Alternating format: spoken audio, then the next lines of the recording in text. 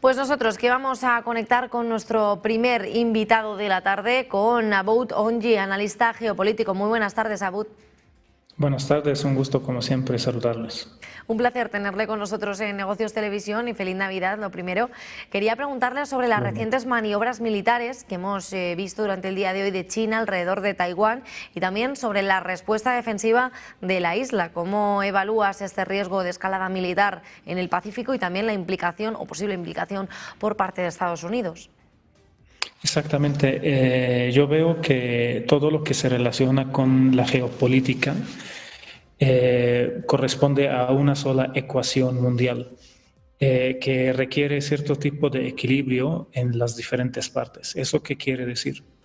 Que no podemos nosotros analizar una situación a esta magnitud como lo que sucede entre China y Taiwán sin considerar todos los actores geopolíticos y sus últimas acciones, incluyendo Rusia, Ucrania, incluyendo Estados Unidos, Latinoamérica, Medio Oriente, todos esos actores, ¿no? Porque la geopolítica realmente se basa en todos los intereses de todos los actores involucrados y no se puede entender de forma aislada. Si nosotros partimos de esta propuesta, podemos ver que lo que sucede entre China y Taiwán realmente viene a corresponder a un equilibrio que surgió los últimos meses después de la llegada de Donald Trump a la Casa Blanca, específicamente esa tranquilidad que ha caracterizado a Estados Unidos respecto a la guerra entre Rusia y Ucrania y respecto a todo lo que está sucediendo en la parte oriental del planeta. Es decir, que Donald Trump ha tratado de impulsar desde el inicio una visión de un mundo multipolar, de un mundo donde Estados Unidos limitaría su intervención a una región específica y exigiría que su intervención en dicha región sea absoluta, pero no en todo el mundo. Por eso vimos que hay una caída del apoyo económico hacia Ucrania de parte de Estados Unidos. Al mismo tiempo vimos una negociación extraordinaria en términos económicos entre Estados Unidos y China.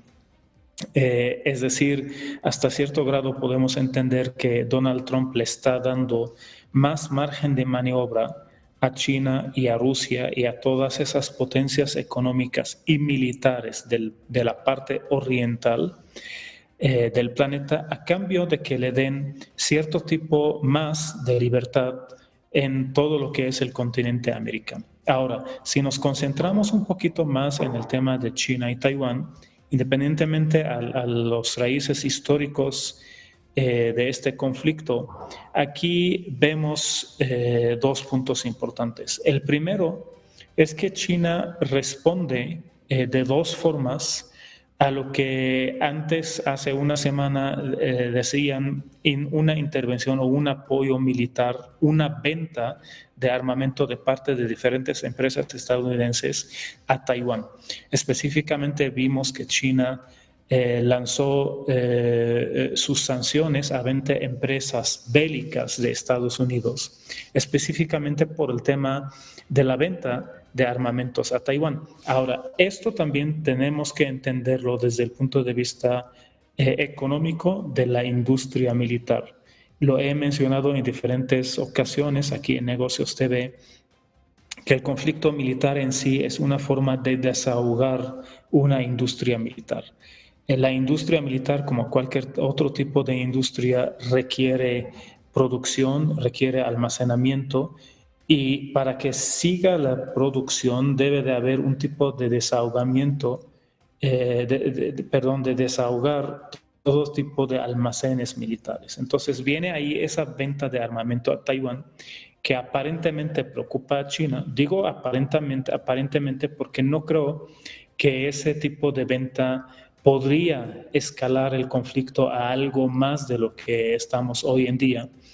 Pero hasta cierto grado China responde de dos formas. Uno, lanzando esas sanciones a esas empresas estadounidenses y dos, haciendo esas maniobras con fuego real muy cerca de Taiwán. Al mismo tiempo, Taiwán, como bien lo dijiste, responde, declara como siempre que sus preocupaciones respecto a la libertad y dice que va a tomar las medidas correspondientes para asegurar la libertad y la democracia en la isla.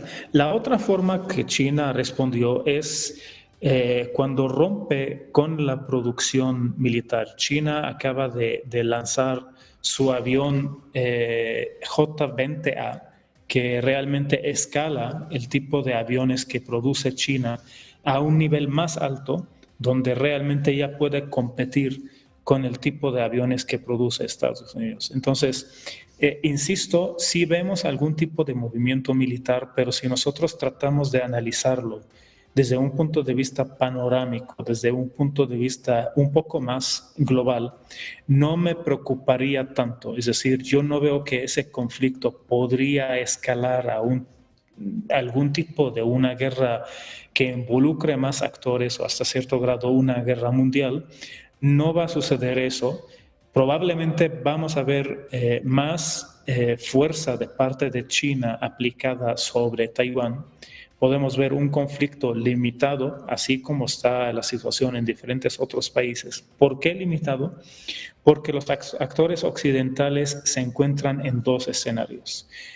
Donald Trump y la administración estadounidense enfocada en una región específica en el mundo, tratando de alejarse de todo lo demás, y los líderes europeos que ya se encuentran entre la espada y la pared.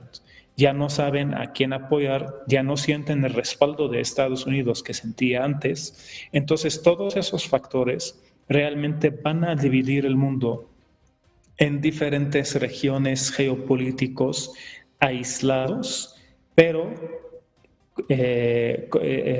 aunque son aislados, pero al mismo tiempo esas regiones comparten intereses geopolíticos globales, pero tienen mucho más libertad para abordar los temas locales, incluyendo temas militares, económicos y sociales. Entonces creo que valdría mucho la pena, acercándose del cierre de año. Ya hemos visto los años pasados que siempre en esas fechas, cuando empieza el año o antes del cierre del año, siempre se revisan todos ese tipo de presupuestos militares y podría haber algún tipo de sorpresas. Entonces, sí vale mucho la pena siempre seguir analizando ese tipo de situación, pero al mismo tiempo no creo que eso puede escalar o cambiar la situación.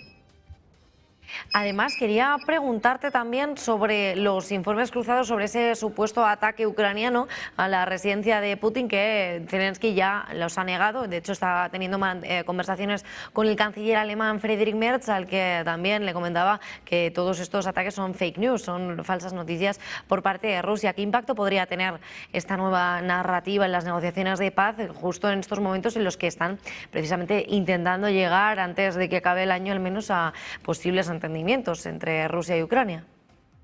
Pues mira, yo creo que después de la reunión que tuvo Trump con Zelensky, que realmente ese último, me refiero a Volodymyr Zelensky, está dando ya los últimos movimientos, tratando de acercarse a un fin que viene ya trazado. Ese fin trazado viene ya planeado de parte de Donald Trump, además de que está de acuerdo Vladimir Putin, donde se tiene que resolver todo este conflicto, y la resolución de este conflicto incluye de parte de Ucrania, y cuando hablo de Ucrania me refiero específicamente a la administración Zelensky, incluye mucho tipo de soltar cosas, ¿no? Soltar territorio, soltar poder, incluso el cambio en la administración, en la cabeza de la administración, con elecciones, de que se vaya prácticamente Volodymyr Zelensky. Entonces, viendo o analizando esa última reunión, vemos que un Zelensky mucho más débil, un Zelensky que trata realmente de ver cómo voy a entregar las cosas de la manera que protege mi imagen lo más que se pueda. Esto desde mi punto de vista, evidentemente. Dos, Vemos ya en diferentes lados del mundo que hablan de la reconstrucción de Ucrania. Vimos que Canadá ha dedicado 1.8 millones de dólares con el pretexto de la reconstrucción de Ucrania.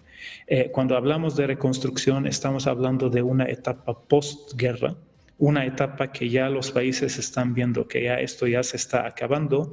Ahora, ¿cómo vamos a tratar de reconstruir el país, pero al mismo tiempo reconstruir una imagen? Es decir, Zelensky quiere aprovechar todo este apoyo, incluyendo el apoyo económico, para reconstruir su imagen de una manera de que salga no como el villano, sino un presidente que ha podido mantener su país durante una guerra. Eso creo que cada vez más Zelensky quita más objetivos, concentrándose en esos objetivos finales. Ahora, ese tipo de ataques que mencionas viene